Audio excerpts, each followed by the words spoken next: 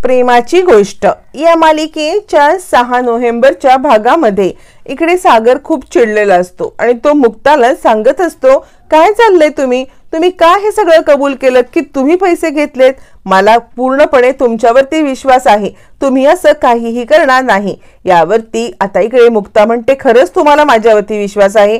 यावरती सागर म्हणतो, स्वतःपेक्षा जास्त विश्वास मी तुमच्यावरती करतो, कारण मला न सांगता असे क्लायंटचे 10 लाख रुपये तुम्ही इन्व्हेस्ट करणार नाही याची मला खात्री आहे।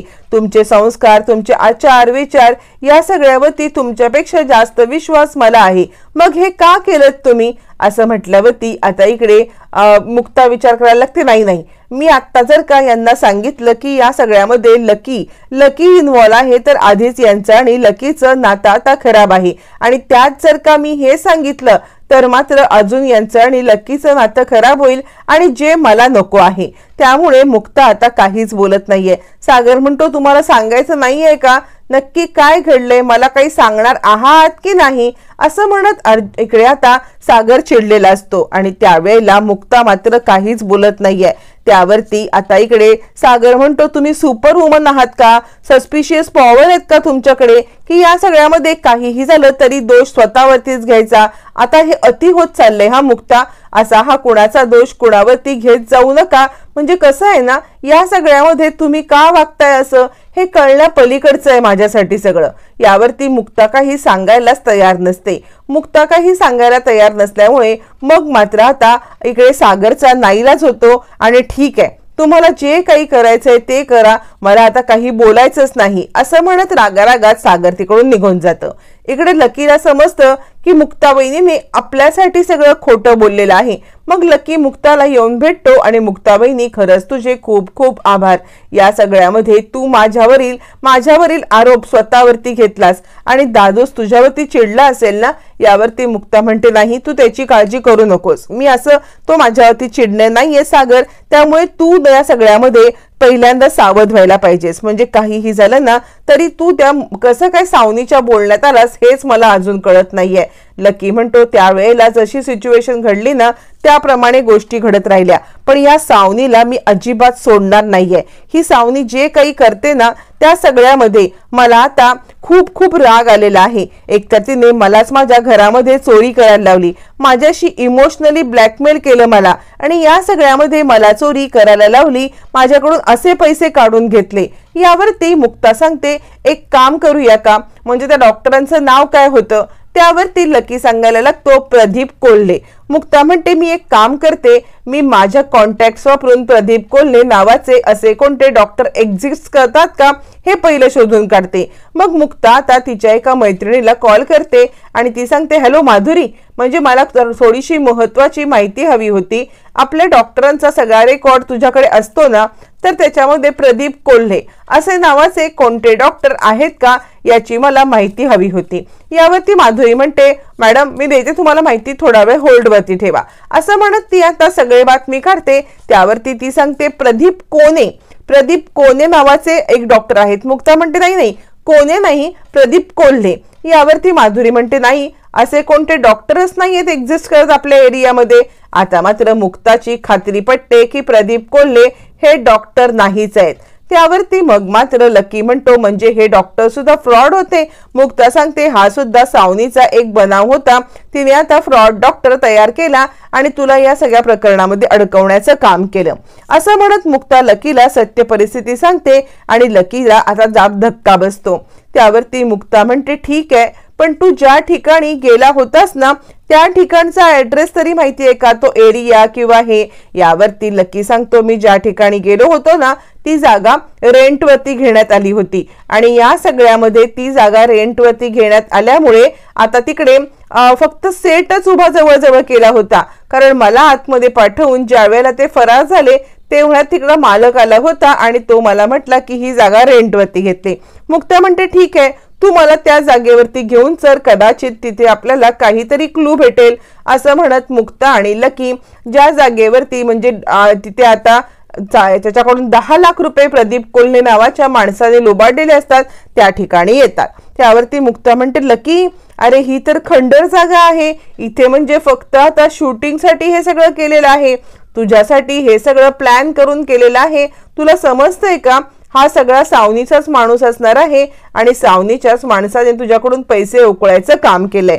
लकी म्हणतो, हो मुक्ता बहिणी, हे सगळं असंच घडलेलं आहे. कारण मला तो मालक आहे तो सुद्धा हेच सांगत होता की आम्ही ही जागा शूटिंगसाठी रेंटवरती देतो. मग त्यांनी शूटिंगचं सांगून या सगळ्यामध्ये ही जागा घेतली असेल.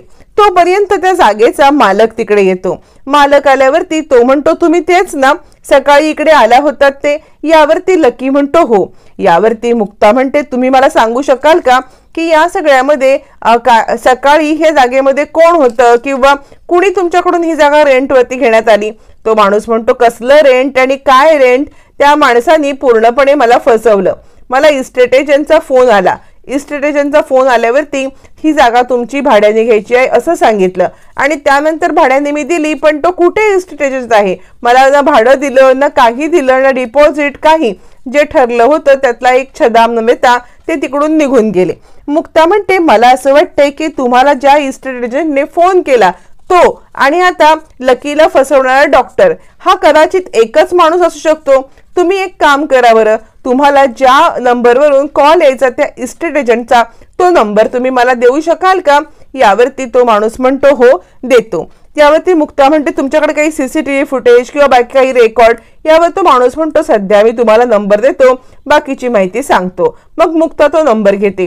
तो नंबर घेतल्यावरती मुक्ता तो नंबर लकीला दाखवते. लकी म्हणतो, हो वहिनी, हाच तो नंबर आहे. म्हणजे याच नंबरवरून मला प्रदीप कोल्हे नावाच्या त्या माणसाचा कॉल यायचा. यावरती मुक्ता म्हणते, म्हणजे एक गोष्ट सिद्ध झालेली आहे की तो इस्टेट एजंट आणि हा माणूस एकच आहे. यावरती आता त्या माणसाला कसं पकडायचं हा मात्र आता दोघांच्या समोर प्रश्न असतो. कारण सावनीने आणि त्या माणसाने असा काही प्लॅन केलेला असतो की तिथल्या मालकाला पण फसवलेलं असतं आणि या सगळ्यामध्ये आता इकडे लकीला पण. लकी पुन्हा एकदा तो नंबर डायल करतो तर तो नंबर बंद येत असतो. यावर मालक म्हणतो, अहो मी ट्राय केलं नसेल का? मी सुद्धा त्या नंबरला किती वेळा ट्राय केलं पण तरी सुद्धा मला सुद्धा हा नंबर बंद येतोय. आम्हाला फसवून तो निघून गेलाय. आता मात्र लकीला खूप खूप खूप राग येतो. इतक्या मूर्खपणाने सावनीने आपल्याला उल्लू बनवलं आणि इतक्या मूर्खपणाने आपण उल्लू बनलो सुद्धा. या सगळ्याचा त्याला आता खूप वाईट वाटत असतं आणि चिडलेला लकी आता बाहेर येतो. बाहेर आल्यावरती तिकडे असलेल्या गाडीवरती जोराजोरात हात आपटायला लागतो. मुक्ता म्हणते, सावकाश लकी सावकाश, ही गाडी काही आपली नाहीये त्यामुळे जरा सावकाश. लकी म्हणतो, काय केलंय ह्या सावनीने? बघ ना, माझं असं माकड बनवून ठेवलेलं आहे. म्हणजे मला इमोशनली ब्लॅकमेल केलं. इमोशनली ब्लॅकमेल करून माझ्यासोबत असा डाव खेळला. हा खोटा डॉक्टर उभा केला आणि त्यानंतर पैसे लुबाडले. खरंच या सावनीला मी सोडणार नाहीये. मुक्ता म्हणते, काय करायचं खरंच काही कळत नाहीये. पण एकदा तरी आपल्याला पुन्हा आता सगळं परत रिकॉल करायला पाहिजे. आणि मला असं वाटतं मी सावनीच्या रूम मध्ये गेले होते. मला काही पैसे किंवा असं काही क्लू सापडलं नाही. पण पुन्हा एकदा मी सावनीच्या खोलीत जाईन आणि मग काय आहे ते पुन्हा सत्य शोधण्याचा प्रयत्न करते. कारण कितीही काही झालं ना तरी सावनी कुठेतरी काहीतरी क्लू नक्कीच सोडली असेल अशी मला खात्री आहे. असं म्हणत मुक्ता आता या सगळ्यामध्ये सावनीच्या रूम मध्ये पुन्हा एकदा जाऊन नक्की काहीतरी क्लू आहे का हे मी शोधेन असा विचार करत घरी येते. लकी आणि मुक्ता घरी आल्यावरती मुक्ता सावनीची वाट पाहत असते. नक्कीच काहीतरी या सगळ्यामध्ये कुठेतरी पाणी मुरतंय आणि तितक्यात सावनी घरी येते. सावनीच्या हातामध्ये खूप मोठी पर्स असते. पर्स बघितल्यावरती आता मुक्ता तिच्याकडे पाहते. सावनी पटकन आत निघून जाते. सावनी निघून गेल्यावरती मुक्ता विचार करते, ही गोष्ट मी कशी विसरले? इतकी मोठी गोष्ट माझ्याकडून कशी काय राहून गेली? ती म्हणजे सावनीची पर्स. सावनी या पर्स मध्ये सुद्धा पैसे ठेवू शकते ना आणि ती पर्स ती बाहेर घेऊन जाऊ शकते. त्यामुळे मी आता या सगळ्यामध्ये हिची पर्स पाहू का असा विचार करत आता मुक्ता सावनीचा पाठलाग करते. सावनी आता रूम मध्ये येते. रूम मध्ये आपली पर्स बेडवरती ठेवून देते आणि ती आता वॉशरूम मध्ये जाते. ही संधी साधून आता मुक्ता तिच्या रूम मध्ये येते. ज्या वेळेला मुक्ता तिच्या रूम मध्ये येते आणि आता ती तिची बॅग चेक करायला लागते. बॅग चेक करत असताना खूप महत्वाची गोष्ट आता मुक्ताच्या हाती लागते. ती म्हणजे सावनीने जो कडून घेतलेला 11 लाखाचा डायमंड नेकलेसची रिसीट. आणि मुक्ता तो डायमंड नेकलेस पाहायला लागते. जेव्हा तो मुक्ता नेकलेस पाहायला लागते त्यावेळेला इकडे आता ते म्हणजे तो जर बिल पाहायला लागते तेव्हा तिला समजतं की सावनीने 11 लाखाचा नेकलेस बुक केलाय आणि या 11 लाखाच्या नेकलेस मधला 1 लाख तिने ऍडव्हान्स दिलाय, म्हणजे 10 लाख तिला देणं बाकी आहे आणि जो नावाच्या बाईकडून तिने हे घेतलेलं आहे हे सुद्धा मुक्ताला समजतं. आता मुक्ता विचार करते, याच्यात काही शंकाच नाहीये की सावनीने हे 16 लाख रुपये घेतले आणि त्यातला 11 लाखाचा नेकलेस घेतलाय. पण काय करू मुक्ताच्या डोक्यात काही शिरत नसतं की आपण या सगळ्यामध्ये काय प्लॅन करावा ते. अचानकपणे तिच्या लक्षात येतं की आपण या सगळ्यामध्ये सावनीला अशा पद्धतीने अडकवू शकतो आणि तो प्लॅन वर्कआउट करण्यासाठी मुक्ता आता जबरदस्त युक्ती करते. आता त्या रिसॉर्टवरती जोचा ऍड्रेस असतो आणि त्या जोला भेटायला मुक्ता निघालेली आहे आणि ती पण अशी तशी मुक्ता नाही तर आता पूर्णपणे मॉडर्न मुक्ता, वेश बदलून आलेली मुक्ता ही जोच्या समोर उभी असते आणि जो तिला म्हणते, मॅडम तुम्ही इकडे आणि काय हवे तुम्हाला? यावर ती मुक्ता म्हणते, मी ऐकले आहे की तुमच्याकडे डायमंडचा युनिक नेकलेस वगैरे मिळतात, युनिक नेकलेस सेट मिळतात आणि त्यासाठी मी तुमच्याकडे आलेली आहे. जो म्हणते हो म्हणजे कसं आहे ना, काही एक्सक्लुझिव्ह पीस असतात ना ते आम्ही घरीच ठेवतो, तुम्ही योग्य ठिकाणी आलेले आहात, तुम्ही या आतमध्ये बसा, मी तुम्हाला सगळे पीस दाखवते. असं म्हणत जो आता इकडे मुक्ताला की आपल्या रूम मध्ये बसायला घेते आणि त्यानंतर तिला काही बेसिक जे डायमंडचे नेकलेस असतात ते दाखवायला आणते. त्यावरती मुक्ता आता ते नेकलेस पाहायला लागते. तोपर्यंत मुक्ता विचार करते, नाही या सगळ्यामध्ये मला माझं बेरिंग सोडून चालणार नाहीये, सावनीला अडकवायचं असेल तर हे नाटक वठवायलाच पाहिजे. मग बेसिक काही नेकलेस मुक्ता पाहायला लागते आणि ती विचार करते, नाही इतक्या हलक्या प्रतीचे नेकलेस आता सावनी काही घेणार नाहीये, मग काय करू? मग मुक्ता म्हणायला लागते, ते जरा थोडेसे हे चीपच वाटतायत, मला ना जरा एक्सक्लुझिव्ह कलेक्शन बघायचं आहे, म्हणजे या सगळ्यामध्ये माझं बजेट खूप हाय आहे, तुम्ही पैशाचा विचार करण्याची गरज नाहीये, पण ही अशी साधी ज्वेलरी मला दाखवू नका, मला काहीतरी चांगलं दाखवा. यावरती जो म्हणते, कसं आहे ना, माझ्याकडे काही एक्सक्लुझिव्ह डिझाईन आहेत पण या सगळ्यामध्ये काही डिझाईन ना प्री बुक असतात, मी त्याचा ऍडव्हान्स घेतलेला असतो, त्यामुळे त्या डिझाईन मी तुम्हाला देऊ नाही शकणार. मुक्ता म्हणते, ठीक आहे तुम्ही मला ते दाखवा तरी, मला तीच डिझाईन नको, म्हणजे तोच नेकलेस नको, काही दिवसात तुम्ही जसा बनवून दिलात तरी पण चालेल ना? यावरती जो म्हणते, ठीक आहे मग मी तुम्हाला सगळे डिझाईन दाखवायला आणते, जेणेकरून तुम्हाला या सगळ्यामध्ये समजेल की तुम्हाला कोणती डिझाईन घ्यायची आहे. असं म्हटल्यावर ती मुक्ता म्हणते, ठीक आहे तुम्ही आणा डिझाईन, पण जो सांगते पण लगेच मी तुम्हाला त्यातली डिझाईन आवडेल ती देऊ नाही शकणार, कारण क्लायंट कडून मी ऍडव्हान्स घेतलाय आणि त्यामुळे मला हा आता ऍडव्हान्स परत देता येणार नाही किंवा त्यांचं मन मोडता येणार नाही. मुक्ता म्हणते, ठीक आहे तशी काही घाई नाहीये, तुम्ही दाखवा आपण बनवून घेऊ. असं म्हणत मुक्ता या सगळ्यामध्ये जोला ते सगळे एक्सक्लुझिव्ह नेकलेस आणायला सांगते. मग जो आत जाते, आत गेल्यावरती ती वेगवेगळे नेकलेस आता घेऊन येते आणि वेगवेगळ्या नेकलेसची किंमत सांगायला लागते. वेगवेगळ्या नेकलेसची किंमत सांगत असताना हा 16 लाखाचा आहे, हा 5 लाखाचा आहे आणि हा 11 लाखाचा आहे असं आता इकडे सांगितल्यावरती मुक्ताच्या लगेच लक्षात येतं तिने पाहिलेली रिसीट, ज्या रिसीटमध्ये 11 लाख रुपयाचा नेकलेस सावनीने बुक केलेला असतो, म्हणजे हाच तो नेकलेस, 11 लाखाचा नेकलेस सावनीने बुक केलाय तो हाच आहे असा विचार करत मुक्ता सांगायला लागते, मला ना हाच नेकलेस हवा आहे. यावरती जो सांगते, मॅडम तुम्ही याच्यापेक्षा हा दुसरा 16 लाखाचा किंवा हा 5 लाखाचा किंवा हा दुसरा आहे बघा हे नेकलेस बघा, कारण कसं आहे ना हा नेकलेस माझा प्री बुक आहे. यावरती मुक्ता म्हणते, मग बनवायला हा सेम टू सेम किती दिवस लागतील? त्यावरती आता ती जो सांगते, नाही तसं लगेच घडणार नाही, ते एक्सक्लुझिव्ह काम आहे ना त्याला वेळ लागेल. मुक्ता म्हणते, मग तुम्ही एक काम करा, हा नेकलेस मला देऊन टाका. यावरती जो म्हणते, कसं आहे अहो आम्ही कस्टमरला बांधील आहोत ना, त्यांच्याकडून ऍडव्हान्स घेतो आणि मग त्यांच्यासोबत असा धोका करणं मला परवडणार नाहीये, म्हणजे आम्ही तुम्हाला बनवून देईन ना किंवा दुसरा घ्या ना. यावरती आता इकडे मुक्ता सांगते, बिलकुल नाही, मला हाच नेकलेस आवडलेला आहे आणि मला हाच नेकलेस हवे, तुम्ही यासाठी कितीही एक्स्ट्रा पैसे मागितलेत ना तरी ते पैसे द्यायला मी तयार आहे. यावरती जो म्हणते, नाही मॅडम तसं पैशाचं नाहीये, आमचा हा बिझनेस आहे ना हा विश्वासावरती आणि आता प्रामाणिकपणावरती चाललेला असतो, त्यामुळे तुम्ही या सगळ्यामध्ये हे नेलं तर माझा क्लायंटची माझी खास मैत्रीण आहे ती खूप खूप उदास होईल. मुक्ता म्हणते, 20 लाख रुपये, या सगळ्यामध्ये 20 लाख रुपये पुरेसे आहेत का तुम्हाला? आता मात्र जोला हाव सुटते. जो म्हणते, नाही हो, म्हणजे तरी सुद्धा मुक्ता म्हणते 25 लाख? आणि हे बघा, पैशाची व्यवहार करू नका किंवा पैशाची चिंता करू नका, आत्ता आत्ता पैसे देऊन मी हा नेकलेस विकत घेते. आता जोला हाव सुटते. खरंच आहे, म्हणजे 11 लाखाचे कोणी 25 लाख देत असेल तर सावनी कोण, हे कोण, ते कोण. पण फॉर्मॅलिटीज म्हणून आता ती विचार करते की मी सावनीला एकदा कॉल करते आणि तिला विचारून घेते की नक्की नेकलेसचं काय करू. असं म्हणत आता जो इकडे सावनीला फोन लावायला येते. तोपर्यंत सावनीला जोचा फोन दिसतो आणि सावनी विचार करते ही का मला कडमडायला सारखी सारखी फोन करत आहे. म्हणजे आत्ता माझ्याकडे पैसे आहेत ही गोष्ट खरी आहे, पण तरी सुद्धा हे पैसे मी तिला नाही देऊ शकत, कारण या सगळ्यामध्ये मला किटीला पैसे द्यायचे आहेत ना. काय सांगू ह्या जोला, सारखी कटकट आहे. कुठून हिला 1 लाख ऍडव्हान्स देऊन ते बुकिंग करून ठेवले मला कळतच नाही, असा विचार सावनी करते. तोपर्यंत इकडे जो फोन करते आणि हॅलो सावनी, अगं तू माझ्याकडून जो नेकलेस बुक करून ठेवलेला आहेस तो तू घेणार आहेस ना, त्याचे पैसे तू देणार आहेस ना. सावनी म्हणते अगं हो, अशी काय करतेस, पैसे दिल्याशिवाय थोडी मी गप्प बसणार आहे. अगं तो नेकलेस मला घ्यायचाच आहे.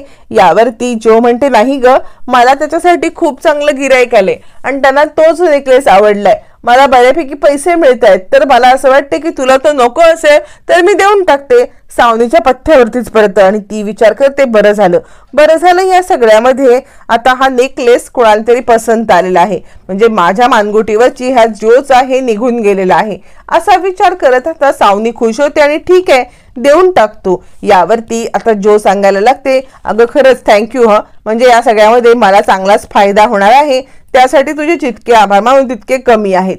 सावनी विचार करते हिचा कसला फायदा, पण सावनी फार काही डोक्यात घेत नाही, फार काही विचार करत नाही आणि आता सावनी फोन कट करते. मग ताबडतोब जो आता मुक्ताकडे येते.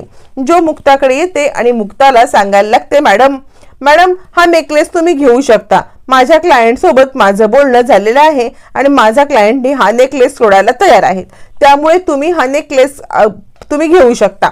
असं म्हटल्यावर ती आता मात्र मुक्ता हादरते आणि मुक्ता विचार करते काय, म्हणजे ही सावनी तर भारीच हुशार निघाली, आता मी हिला अडकवण्यासाठी इकडे आले होते, म्हणजे ती ज्या सगळ्यामध्ये पैसे जे घेईल आणि ते 10 लाख रुपये द्यायला येईल, कारण जर का नेकलेस तिचा जातोय म्हटल्यावरती तिला राग येणारच ना, आणि या रागाच्या पोटी ती पैसे द्यायला येईल आणि मी तिला रंगे हात पकडेन असा माझा प्लॅन होता. पण नाही, मला वाटतंय तितकी सावनी साधी सोपी सरळ नाहीये, तिने माझाच गेम उलटा केलाय. आता काहीही करून मला इकडून पहिलं निघून जायला पाहिजे, नाहीतर या सगळ्यामध्ये आता मलाच ही बाई अडकवायची आणि हिचं अडकवणं मला काही परवडणार नाहीये. काहीही झालं तरी मला इकडून निघायलाच पाहिजे. असं म्हणत आता इकडे मुक्ता सांगते ओ ठीक आहे मी घेते हा पीस. असं म्हणत ती आता हातामध्ये तो पीस घेते आणि हे काय, हा तर पीस डिफेक्टिव्ह आहे. यावरती जो म्हणते नाही मॅडम तुमचा काहीतरी गैरसमज होतोय, डिफेक्टिव्ह वगैरे काही नाहीये, अशा आम्ही डिफेक्टिव्ह गोष्टी ठेवतच नाही. जो आता इकडे मुक्ता म्हणते मग काय मी खोटं बोलते का. जो म्हणते नाही अहो तसं नाही. त्यावरती मुक्ता म्हणते काही नाहीये, डिफेक्टिव्ह पीस फसवून मला विकणाऱ्या बाईकडून मला काही नेकलेस घ्यायचाच नाहीये. त्यावरती जो म्हणते तुम्ही असं करू शकत नाही, म्हणजे या सगळ्यामध्ये तुम्ही हे जे काही वागताय ना हे पूर्णपणे चुकीचं आहे, मी तुम्हाला असं करू देणार नाहीये. पण मुक्ता कुठली ऐकायला, मला डिफेक्टिव्ह पीस नको असं म्हणत मुक्ता तिकडून निघते. जो चिडते आणि विचार करते काय आहे हे, म्हणजे मी सावनीला सुद्धा आता नकार दिला आणि त्यानंतर ह्या बाईने असं केलं, ह्या बाई नेकलेस न घेता गेल्या सिरियसली, म्हणजे माझं किती मोठं नुकसान झालंय असा विचार करत आता इकडे जो चिडते. त्यानंतर मुक्ता घरी येते. मुक्ता घरी आल्यावरती तिला आता इकडे लकी विचारायला लागतो बघितलंस मला वाटत होतं की या सगळ्यामध्ये मेकअप लावण्या इतकीच तिला अक्कल आहे, त्याच्या पलीकडे तिला काही अक्कलच नाहीये, पण अक्कल हुशारीचा कसा वापर करत तिने आपल्या सगळ्यांना मूर्ख बनवले बघितलंस का.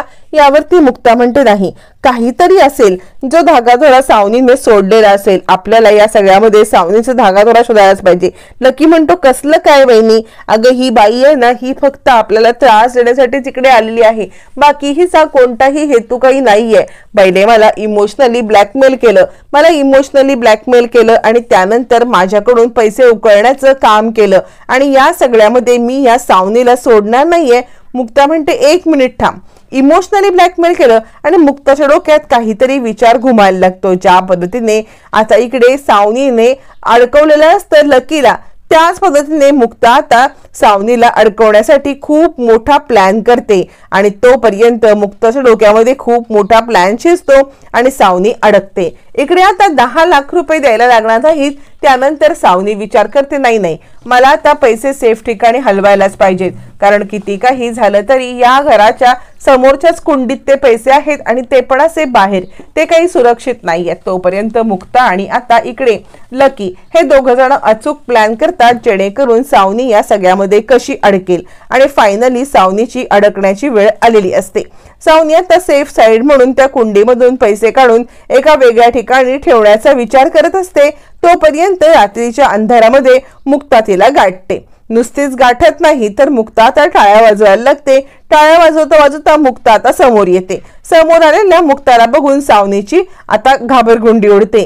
सावनी या सगळ्यामध्ये गडबडते आणि आता काहीही झालं तरी या मुक्ताच्या ह्याच्यामध्ये अडकायचं नाही, हे पैसे आपलेच आहेत, आपण कशासाठी घेतलेत हे सगळं आता मात्र आपण मुक्ताला बोलायचं आणि त्यामुळे या सगळ्यामध्ये सावनी आता थोडीशी घाबरते, पण वरकरणी तसं काही दाखवत नाही की मी घाबरले। मग मुक्ता समोर येते आणि टाळ्या वाजवायला लागते। यावरती सावनी म्हणते काय झाले, इतक्या रात्री खाली येऊन टाळ्या वाजवायची तुला काय गरज पडले? यावरती मुक्ता म्हणते तुम्ही इतक्या रात्री खाली येऊन त्या कुंडीमधून पैसे काढताय तर मला तर खाली यायलाच पाहिजे ना, म्हणजे तुम्हीच आमच्या घरात चोरी केलीत ना। यावरती सावनी म्हणते नाही मी काय चोरी केली, मी नाही चोरी केली, हे पैसे माझे आहेत आणि या सगळ्यामध्ये मी काही पैसे वापरू शकत नाहीये का, मी तुझ्याच पैशावरती काय येईन? यावरती मुक्ता म्हणते नाही तुम्ही माझ्या पैशावरती येणार नाही येतो, पण हे पैसे माझे आहेत हे मला सिद्ध करता येईल। यावरती सावनी म्हणते सिद्ध कसं काय सिद्ध? मग त्यावरती मुक्ता आता खूप मोठी युक्ती वापरते जी मुक्ताने आधीच केलेली असते आणि मुक्ता त्याच्यावरती लिहिलेले जे काही नंबर असतात, म्हणजे तिने त्या नोटांवरती लिहिलेले नंबर असतात ते समोर आणते आणि सांगते हे बघ हे पैसे आहेत ना हे माझेच आहेत, या पैशावरती मी ही अशी नोटीस करून ठेवली होती सवयीप्रमाणे आणि तेच पैसे तू घेऊन आलेली आहेस। सावनी अगं किती खालच्या पातळीला अजून उतरशील, म्हणजे या सगळ्यामध्ये इथे राहत होतीस, कुरघोडी करत होतीस, आता त्याच घरात चोरी करून लकीला अडकवण्याचा प्रयत्न केलास। सिरियसली सावनी, तुझ्यासारख्या बायकांना या जगामध्ये शोधून सापडणार नाहीत, असं म्हणत मुक्ता सावनीचा चांगलाच पाण उतारा करते। बरं इतकंच करून मुक्ता थांबत नाही तर तोपर्यंत कोळी कुटुंब सगळं तिकडे आलेलं असतं। कोळी कुटुंबाच्या समोर आता सावनीचा खरा चेहरा येतो आणि आता सावनीनेच पैसे चोरले हे सिद्ध होतं।